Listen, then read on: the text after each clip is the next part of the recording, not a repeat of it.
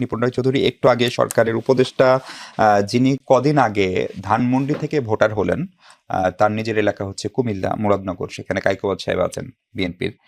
একটা প্রচলিত ধারণা হচ্ছে যদি আসিফ মাহমুদ বলছেন যে উনি স্বতন্ত্র নির্বাচন করবেন, কিন্তু যেহেতু আপনার ঢাকা 10-এ কোনো প্রার্থিতা বিএনপি ঘোষণা করে নাই, সেখান থেকে একটা শঙ্কা বা একটা আলোচনা যে আসিফ সাহেব হয়তো বা এখান থেকে নির্বাচন করবেন। যদি বিবিসি একটা রিপোর্ট করছে যে ওনার যে আবাসস্থল ঢাকায় সেটি ওই আসনের ভিতরে পড়ে না, মন্ত্রীপাড়া।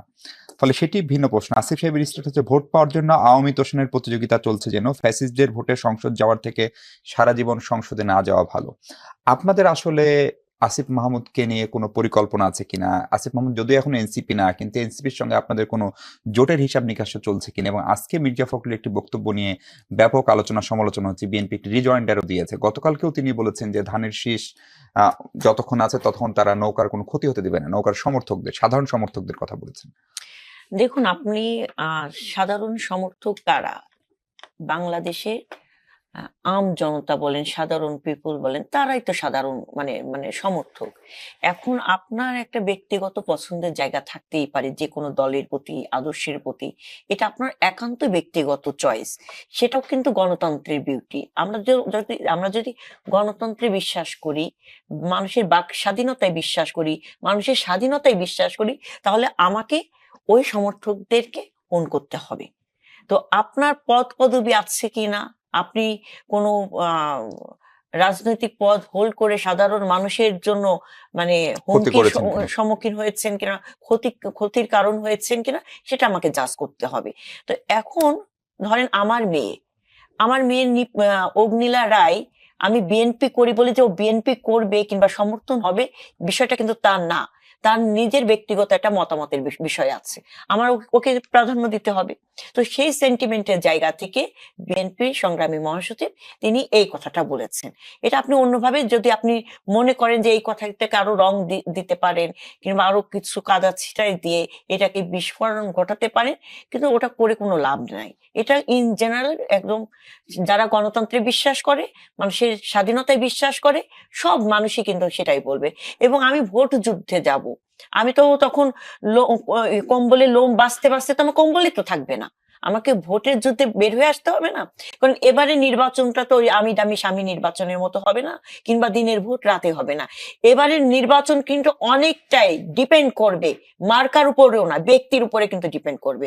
আপনি কাকে কি বলছেন, আপনার কথাটা জেনজিরা কিভাবে নিচ্ছে, আপনার কথাটা আপনি যে আমার কাছে ভোটটা চাচ্ছেন, আমি কি চাই সেটা কি আপনি জানেন কিংবা আপনি বুঝেন, কিংবা সেটাকে আপনি পূরণ করতে পারবেন, সেই জায়গাটাকে আপনি আমাকে আশ্বস্ত করছেন কিনা, সেটার উপর নির্ভর করবে কিন্তু এবারের ভোট যুদ্ধটা।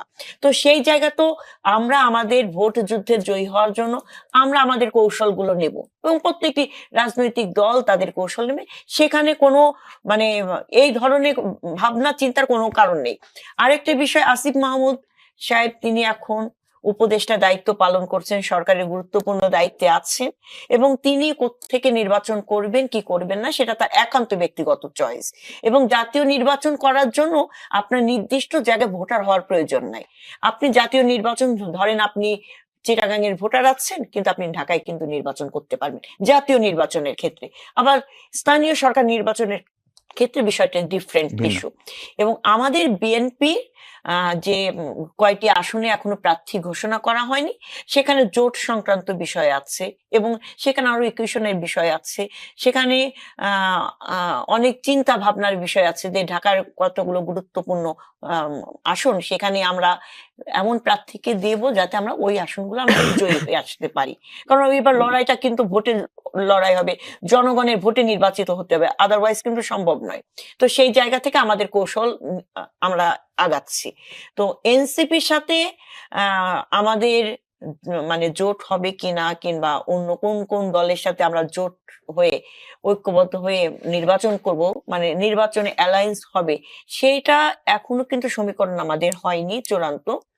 এবং আমি জানি না এনসিপির সাথে অ্যাকচুয়ালি আমাদের মানে সর্বোচ্চ ফোরাম কিংবা দলের সর্বোচ্চ ফোরামে এখনো সেই কথাগুলো হয়েছে কিনা, সেটা আমি এখনো স্পষ্ট না, আমি বলতে পারবো না।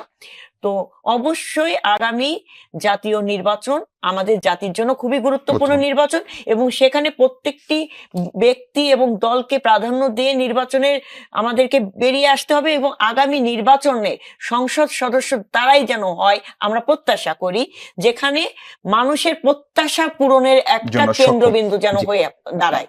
সেই জায়গা থেকে আমি মনে করি যে বিএনপি একটি বৃহৎ রাজনৈতিক দল, বিএনপির অনেক চিন্তা ভাবনা আছে, শুধুমাত্র দলকে নিয়ে না, বিএনপি পুরা চিন্তা দেশকে করছে দেশকে জি। নিয়ে।